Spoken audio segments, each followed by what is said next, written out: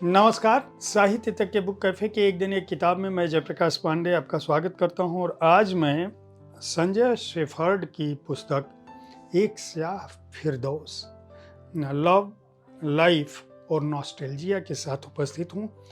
यह संजय शेफर्ड का उपन्यास है। लेखक हैं, घुमक्कड़ हैं और देश दुनिया में कभी मतलब तो कभी बेमतलब घूमते रहते हैं।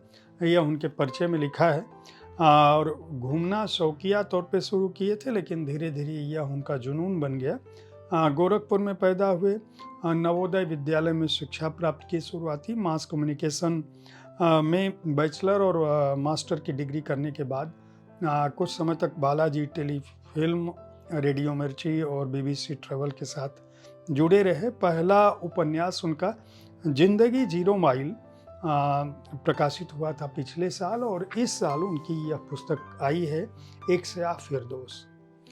यह उपन्यास दरअसल प्रेम की एक अनूठी यात्रा की तरह से है।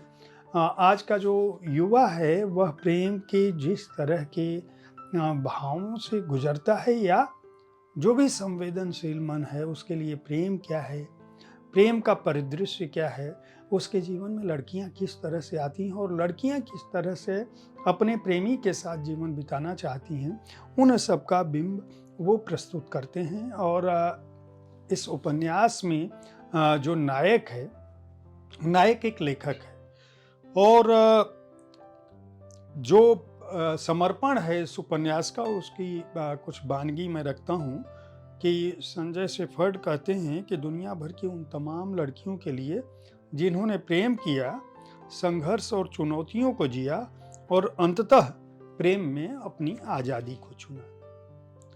अब नायक जिसकी बात मैं कर रहा था वह लेखक है और शुरुआत वो करते हैं मनाली की एक रात से।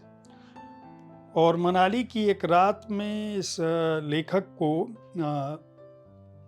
तलब लगती है सिगरेट की और वह सिगरेट पीने के लिए निकलता है और खोजना शुरू करता है और बोर हो रहा होता है। दरअसल अकेले उसका भटकने का मन होता है। एक कैब बुक करता है और वहाँ से वो आगे बढ़ता है। और शुरुआत कैसे करते हैं संजय कि कभी कभी ईश्वर की बहुत ज़्यादा ज़रूरत पड़ती है और कमबख्त किस्मत का क्या कहें कि वह उसी वक्त गैर मौजूद रहती है।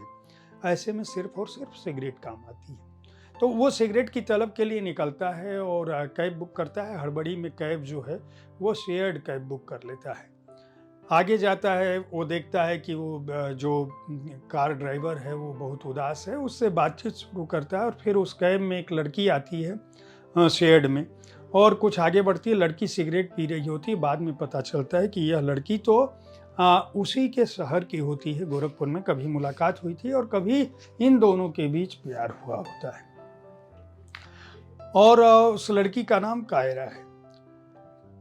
कायरा इसको पहचान नहीं पाती है क्योंकि इसके दाढ़ी बाल बड़े होते हैं और उसी दौरान जब कायरा इसको छोड़कर जा चुकी होती है तब इसके जीवन में एक दूसरी लड़की आती है और उस लड़की के प्रेम में यह न केवल प्रेम करते हैं बल्कि कुछ साल साथ रहते हैं।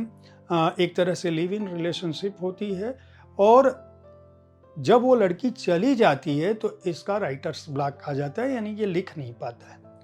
पहली लड़की जिससे प्रेम होता है, जिससे वो कैब में मिलता है, जिसकी याद करता है, जब उसके साथ उसके घर जाता है तो पता चलता है वो जिसके घर में मनाली में शेल्टर लेके रहती है, रह रही होती है, वो उसकी दूसरी प्रेमिका का घर होता है, जिसके चलते वह लिख नहीं पा रहा होता है। और प्रेम की तमाम अनुभूतियाँ जो है वह उसके पास जब जान पहुंचता है और वहाँ देखता है, पहले कायरा को याद करता है, फिर कृतिका को याद करता है, फिर इस तरह से सुधा की बात होती है, सुनिधि की बात होती है, मारिया जीवन में आती है और प्रेम के जितने भी बिंब हो सकते हैं वह जिस तरह से संजय शेफर्ड रखते हैं। मैं कुछ पन्नों को ऐसे ही खोलूँगा आपके सामने और पढ़ूँगा, आपको समझ में आएगा कि दरअसल संजय के पास कितनी समृद्ध भाषा है या एक ही वाक्य को, एक ही विचार को, एक ही मनोभाव को कितनी अलग अलग तरह से कहा जा सकता है। कई बार जब सामने वाले को एहसास नहीं होता तो उससे प्रेम जताना पड़ता है। कौन सही है, कौन गलत?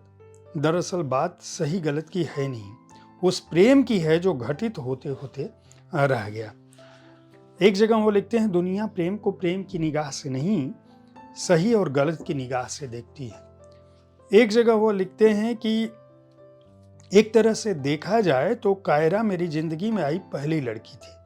कायरा का जाना मुझे हमेशा याद रहा, पर कभी दुख का कारण नहीं हुआ। दुख वहां होता है जहां पर प्रेम होता है। हम दोनों का प्रेम होने और नहीं होने के मध्य में था, जिसमें स्पष्टता का एक अभाव था। परिभाषित अपरिभाषित सैकड़ों चेहरों के बीच कायरा एक ऐसा चेहरा थी जिसके बारे में सोचकर बस मुस्कुराया जा सकता था। एक जगह वो लिखते हैं कि हम दोबारा कभी मिलेंगे ऐसा मैंने कभी नहीं सोचा था। इस तरह से मिलेंगे यह तो बिल्कुल भी नहीं।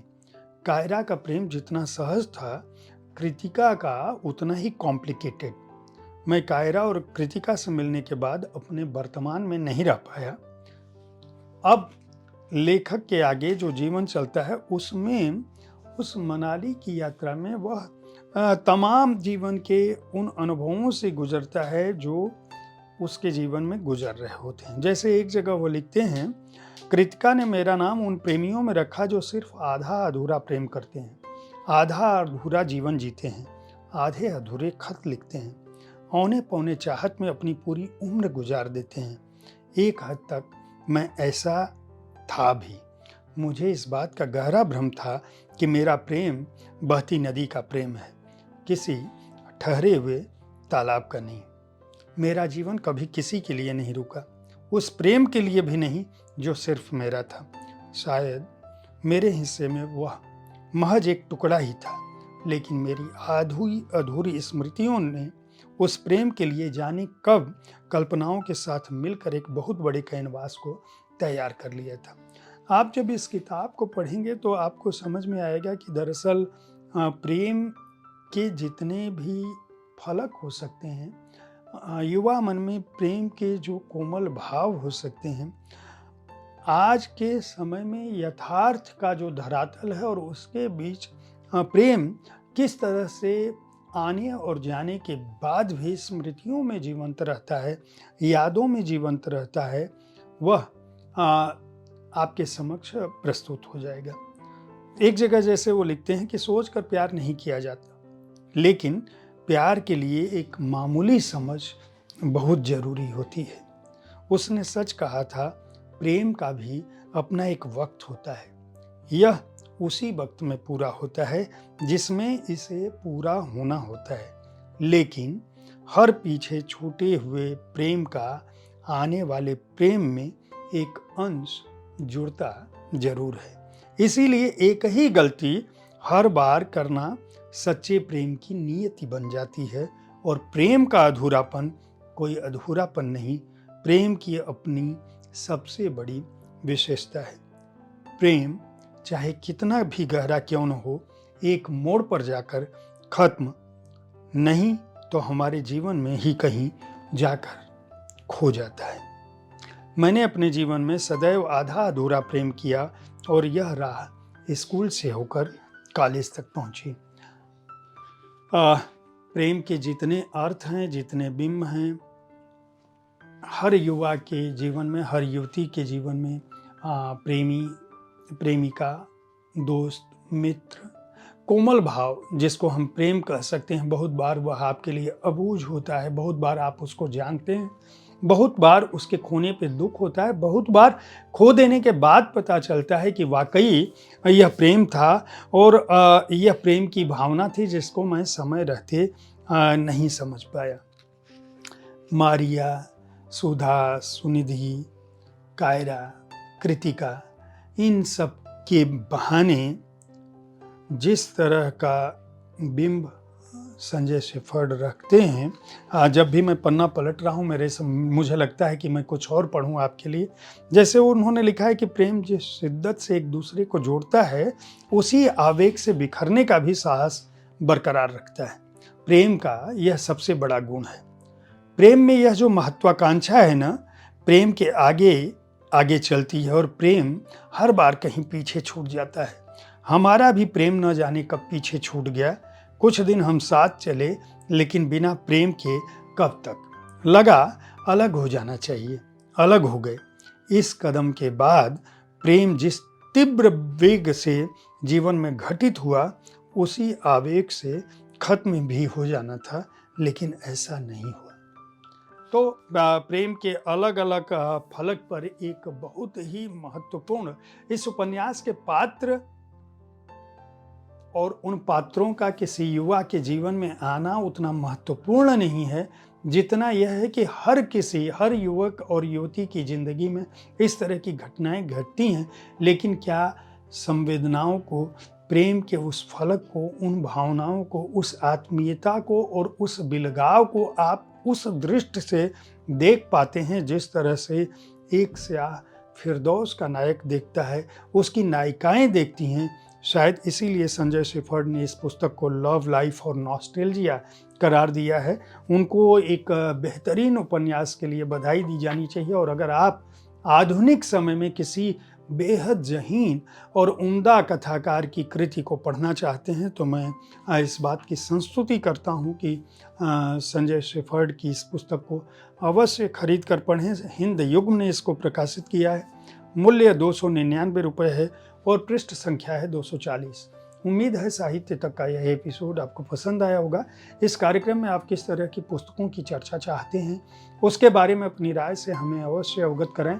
हमारी कोशिश होती है कि विविध विधाओं की पुस्तकों के साथ आपके पास मैं हर दिन पहुंचूं, ताकि आपको अपनी पसंद की पुस्तक चुनने में आसानी हो। कल ठीक इसी समय ऐसी ही किसी एक कृति के साथ फिर मिलूंगा। देखते रहिए साहित्य तक। धन्यवाद।